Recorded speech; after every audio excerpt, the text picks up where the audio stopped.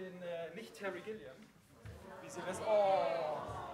Ladies and gentlemen, please welcome the man who has formed all our humor with Monty Python, who has brought us beautiful and bittersweet and even dystopic dreamscapes which shaped our fantasy. Please welcome Mr. Terry Gilliam.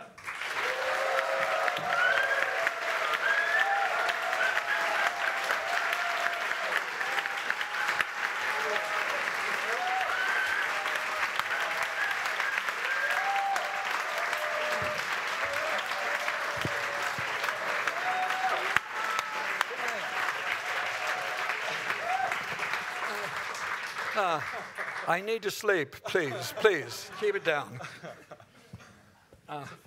Well, hello, Munich. I guess that's where we are. We're on this whirlwind tour. I don't have anything to say until questions are asked of me by you, anybody here. So I'll sit and be quiet. No, we're not going to sit in quiet.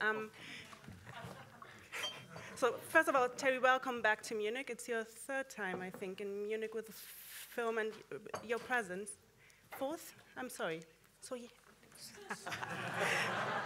And I'm not sure if you're aware that you were the one that leaked your presence on Facebook, because the Munich Film Festival hadn't gone out with the news, and you leaked that on your Facebook page. I knew I was coming. Good for you. I just wanted to share with my fans, my friends, if the festival was a bit slow in announcing this important historic event, that's the festival's problem, not mine. My people were ready to be here.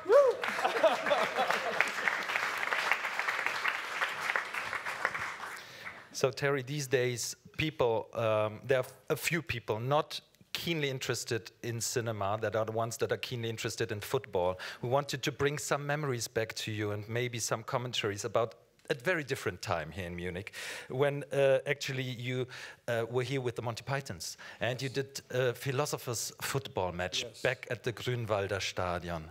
So tell us a bit about playing Kant on field. It was, I mean, we were here, we did 2 shows in Germany, in Munich. Monty Python's Fliegender Zirkus und jetzt und was ganz anderes is how we began. And one of the shows we actually did in German, and none of us really spoke German. And we didn't know where the comic moments were in the German language. So our first assistant director had to tell us, yes, Mike or John, that's funny. We had to trust him, so if we were funny, we owe him everything. If we weren't funny, it's all his fault. But it was very interesting. In playing football as Kant, I began to think only if maybe this was lacking a couple of days ago. You needed Kant to play football for Germany. It would have made all the difference. I mean, there's great German philosophers and thinkers and artists that should have been out there on that field. Would have helped. Would have helped.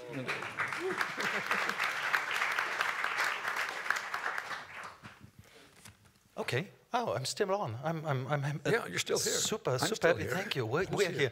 You were actually telling something very interesting. Some German producer or creative told you what's funny, and that makes me feel that sums up German humor often enough.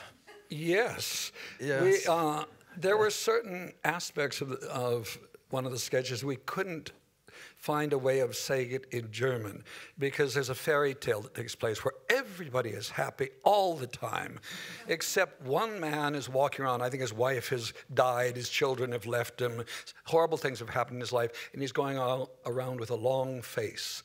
And he's arrested by the police, and he's taken to court. And the judge sentences him, in English, it was, "You will be hung by the neck until you cheer up." That couldn't be translated into German and being funny, because the phrase "hung by the neck until dead" is an English judicial phrase. And I can't remember how we ultimately translated it, but it was driving us all crazy, because there's no phrase in German court system like that. When somebody's sentenced to death, what do you say in German normally? Oh, well, we don't have the death sentence. Well, there you go. So much for German humor on that. That was the end of it. If you can't get a laugh when you sentence somebody to death, where's the fun in life? Okay, Terry, of course we want to talk about your new film, about Don Quixote, which brings to the close a struggle. We just said we wanted to present you as the man who defeated actually the windmills, who made it happen. That's finally the project after decades. It's done. How do you feel? Well, I wanted to call it Don Quixote, Mein Kampf, but there you go. See? Sorry, I didn't get that one. German humor is alive and well. Thank you.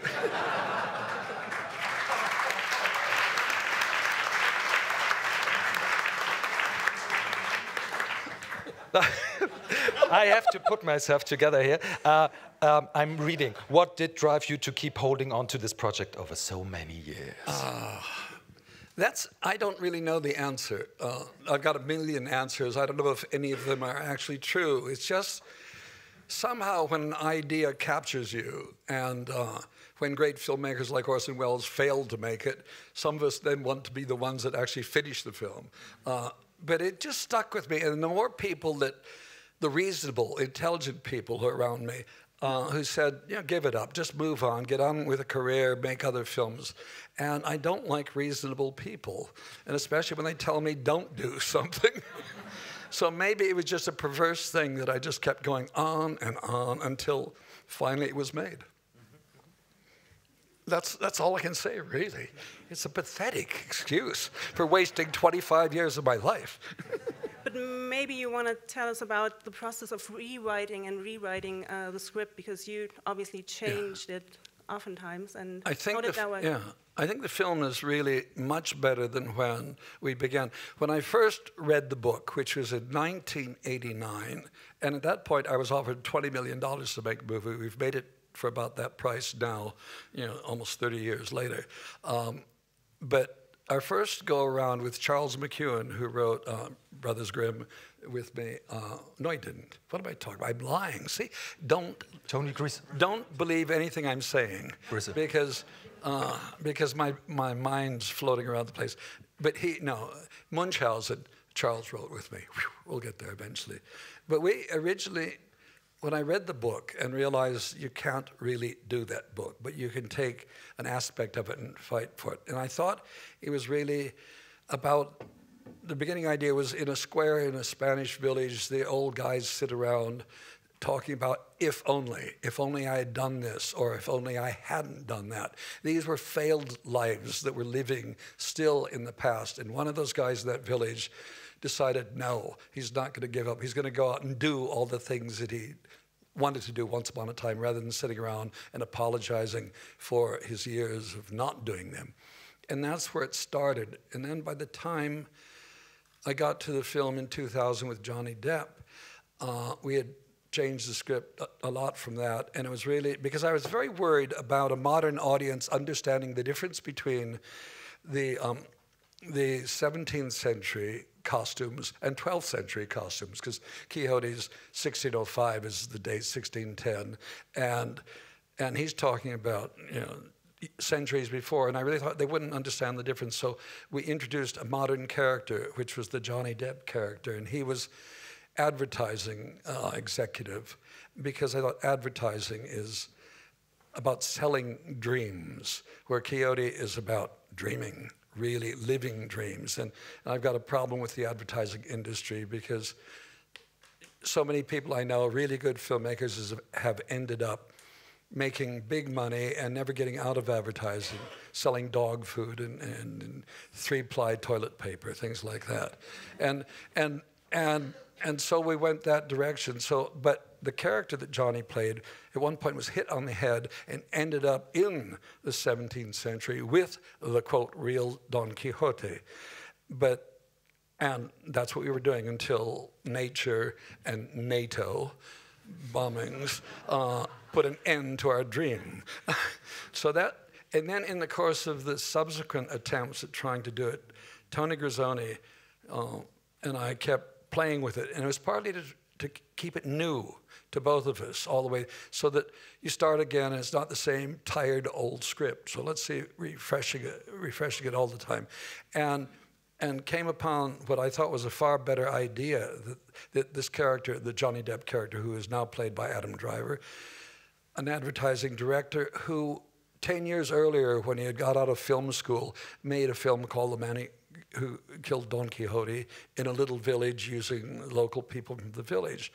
And now 10 years later, as a successful but kind of cynical and burnt out commercials director, has a chance to go back and relive the time he spent in that village with those people and how wonderful that would be. And of course, he's made a mess of many of their lives in various ways. And that seemed to be a much stronger idea. And it gave us a chance to play about films within films. And also it was much cheaper. That was the main thing. Because this all takes place now, so I didn't have to worry about planes flying overhead or telephone wires. We didn't have to spend money getting rid of all that. So all in all, it was a better idea. And that's the film that we managed to make.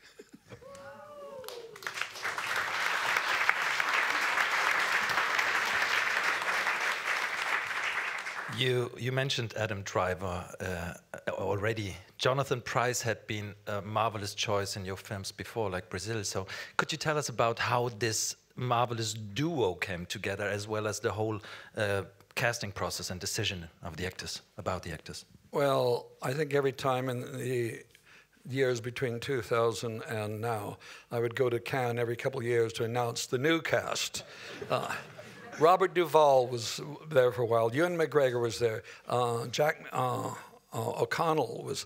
So basically, each time we would assemble a new cast, I would go out and we'd try to raise the money and failed. And in the end, Adam Driver was the key to this, because Adam, now that he's in Star Wars, became bankable in a way that you need.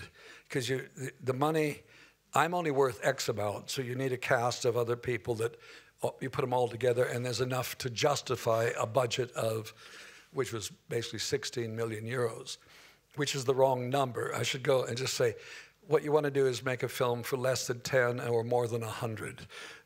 This middle range of filmmaking, anything even close to 20 or 30 becomes almost impossible to get the money. But anyway, Adam, I had only seen him in Star Wars, and I hadn't seen Girls, but my daughter, Amy, said, you've got to meet this guy.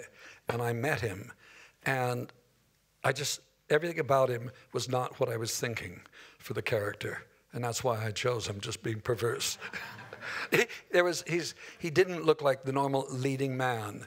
He didn't behave like most of the actors you meet.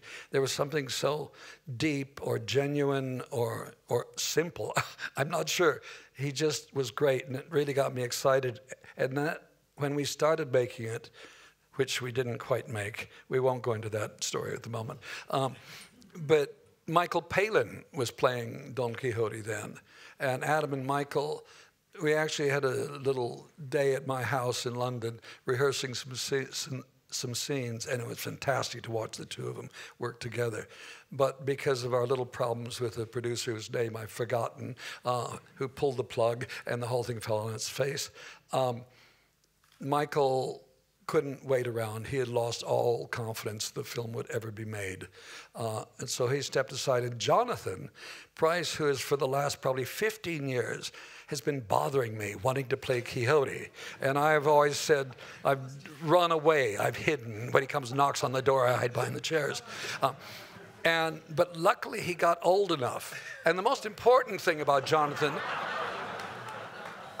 the makeup girls said we saved a fortune because his eyebrows had grown thick and long, so we didn't have to spend a fortune on that or on beards or anything.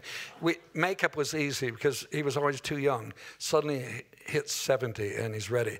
And so Jonathan, in he comes, and the two of them, well, for those of you who've seen it, it's one of the great double acts, I really think. I mean, it's just so wonderful because Adam is a very serious actor trying to deal with this madman. Quixote is like a Frankenstein monster that Dr. Frankenstein, created. And Jonathan having finally got to do the part he's wanted to do for years, just exploded. From the very first days, he was just stealing every scene he could. He was so brilliant, so funny, and it was quite wonderful to watch them learn to balance each other, which they did brilliantly. I mean, it's phenomenal. Adam, I think, is one of the greatest actors I've ever worked with, and I think he's got a long way. We'll see a lot more of him. There's something so real and genuine, especially since Jonathan is able to play such a almost over-the-top character. It's so big. I said when we were working on it, I said, John, you're incorporating every Shakespearean character you've ever played in your life in this character, this one character. And so he's out there doing, and Adam has got to keep us focused on this thing. He's the anchor. He pulls us through the whole thing, and maybe his greatest skill is as a reactor. So whether it's Jonathan or Stellan, Skarsgård, anybody comes at him, he reacts in just such phenomenally delicate ways. And people say brave. He's just a really good actor where he starts the film as a complete, for me, asshole, and becomes by the end sublime. He becomes from a kind of slightly odd, goofy, self-centered creature to a romantic lead. He becomes beautiful by the end.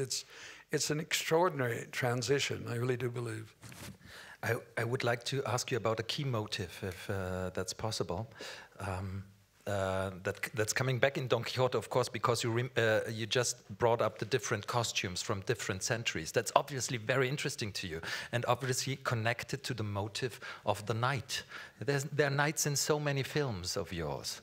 So how is that? Where's that's an obsession or an inspiration? No, it's just the problem of being a young kid growing up in the countryside of Minnesota, freezing one's ass off in the winter, having only radio as entertainment. Actually, that's not true. Radio and books. And what do you do when you're living in the middle of nowhere? You start dreaming of knights and maidens in towers, kings, queens, dragons.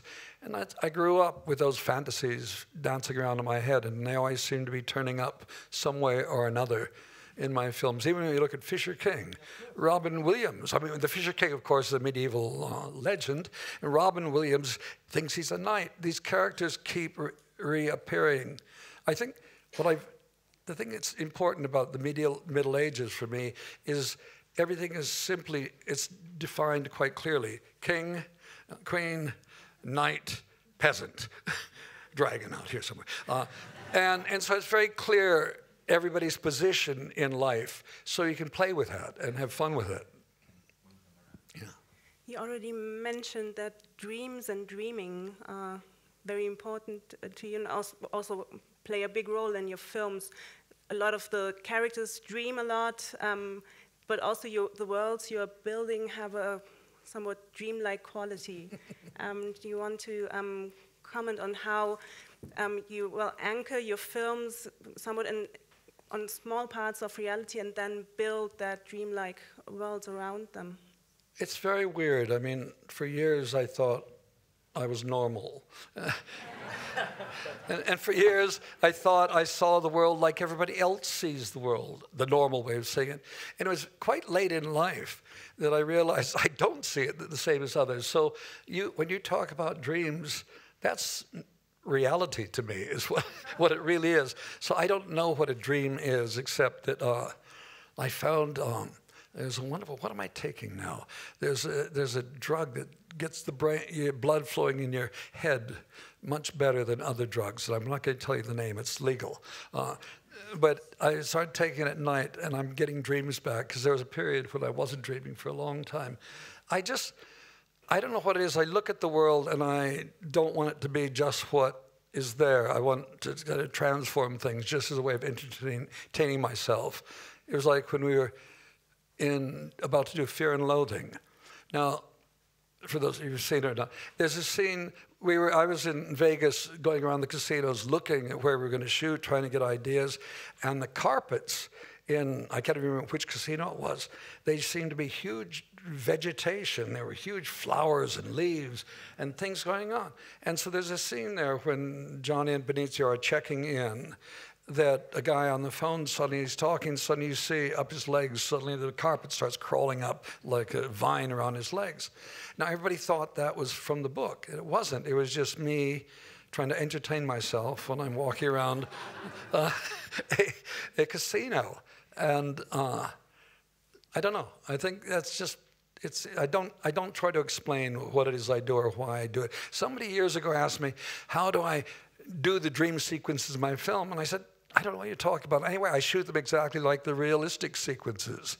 I mean, they're the same thing. It's just another extension of reality to me. So I don't think of them in dream terms, but I'm glad you do. But this is for sure a time that is not fond of dreams or doesn't give dreams their just space. How would you comment on that? Dreams? Dreams, fantasy. Donald Trump dreams of a great America again. That's a dreamer. Theresa May believes in Brexit, where Britain will be Great Britain again. These are dreamers, aren't they? So okay, rephrase, we need more reality. Yes. That's good.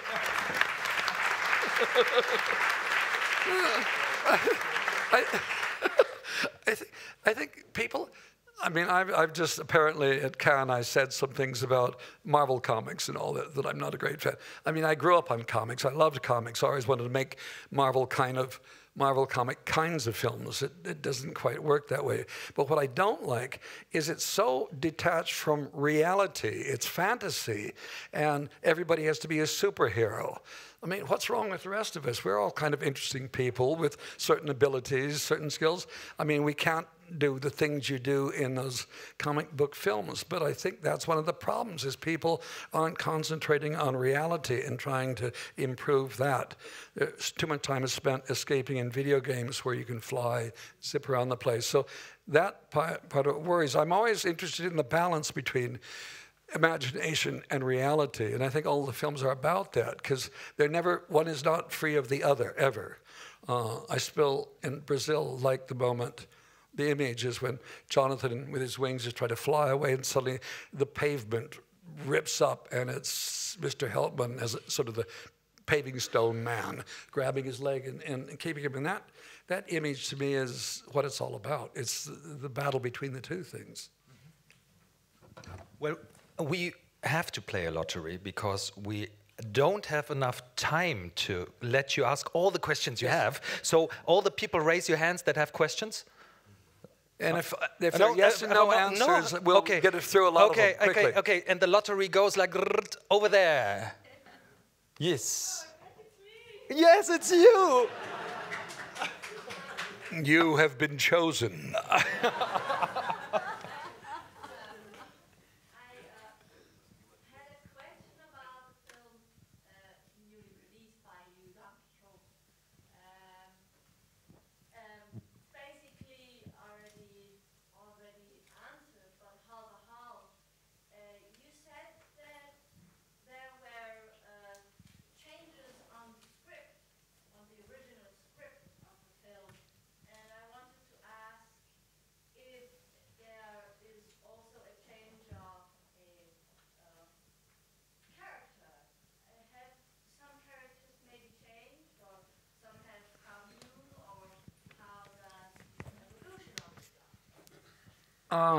Yes and no. I mean, some characters aren't in there that were in the original script. Others are new. When they change the most is we write it. Tony and I write it. The great moment in the film process is when the actors come in and they then take the part and interpret it. And that, when we were making the film, I wasn't sure if any of the other parts of the production was working. I knew the actors were working, and they surprised me all the time with their angle on how the part should be played. And that's the important thing about hiring really good actors who don't just take direction. I don't want to direct them. I want to say a little less or a little bit more, that's all. I want them to grab the character and go with it. I think the one that surprised me the most in many ways was Olga Kurylenko, because she had never been a blonde before in a film. And suddenly, she said, with the blonde wig on, she was doing things she's never done in a film before. She was braver. She was more willing to take chances and be more outrageous. And it was wonderful to see that happen. I think there's a moment, Adam, one of the moments that I again remember is when he walks into Raoul's bar. The first time he goes back to the village. We've seen him at work. We've seen him with Olga, and we've seen him with his boss. Now he goes back to the glorious days when he was 10 years younger, and he walks in, and then we show him younger, and he's great. He's just open. He's free. He's excited.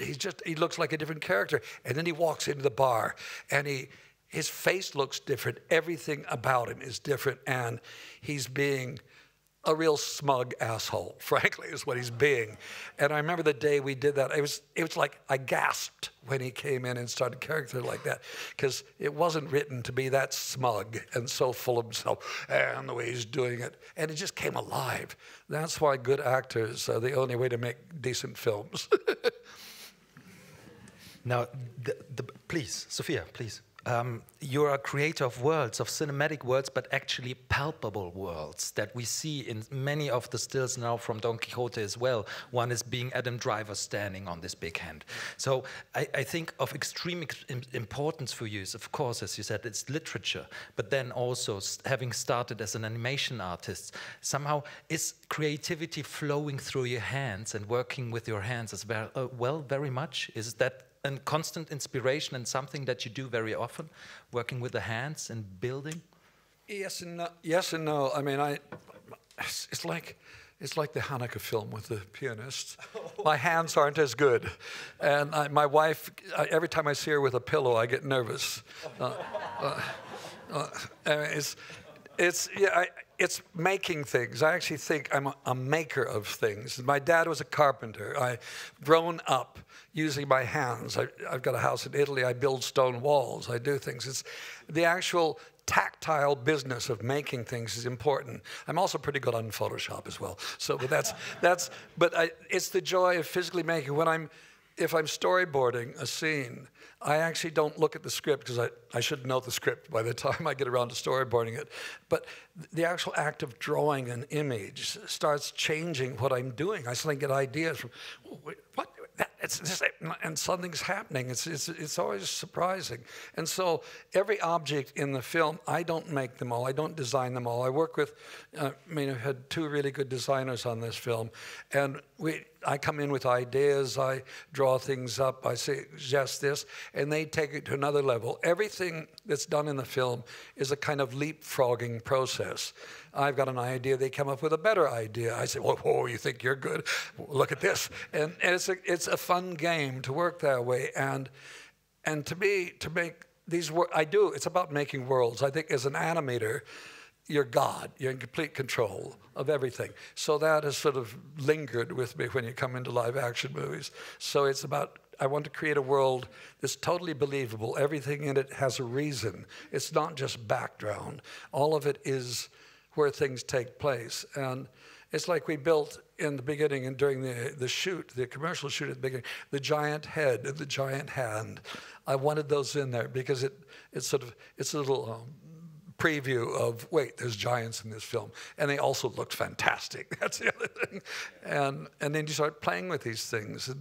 And you get objects. And then with the actors, you start playing with the objects. They have to react to the objects. It's not like doing everything in front of a green screen or a blue screen where you have to imagine the dinosaur and you get a lot of bad overacting going on and that. But by putting people into real situations with real things, it keeps everything grounded. It keeps gravity alive is what it does. So I assume that new technologies like 3D or virtual reality wouldn't be a tool you'd like to try out at some point, or is that? I've been doing it from the beginning. You just don't notice.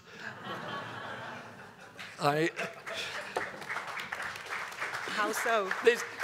That's good. Thank you for not noticing. Because these are tools. They are tools like everything else in the business of making a film.